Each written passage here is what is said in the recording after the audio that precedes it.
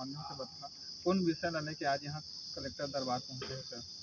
जैसे हम अभी ग्राम पंचायत बेलादुला के सरपंच श्री नीरा सिदार जी की अध्यक्षता में हमारे स्थानीय कलेक्टर जी से मुलाकात हुआ है और आवेदन दिए हैं कि कलमीडी से जो बेलादुला पहुंच मार्ग है काफ़ी दिनों से निलंबित पड़ा हुआ है, उसमें हम कलेक्टर जी का ध्यान आकर्षित किए हैं कि यह रोड बन जाने पर हम दोनों गांव बेलादुला और कलमीडी साथ ही साथ शक्ति तक आवागमन का साधन सुचारू रूप से चल जाएगा।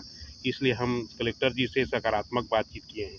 चंद्र जी, सड़क नहीं बने थे कलमीडी और जो बेलादुला के पहुँच मार्ग नहीं बने, कौन तरह की परेशानी होती सर?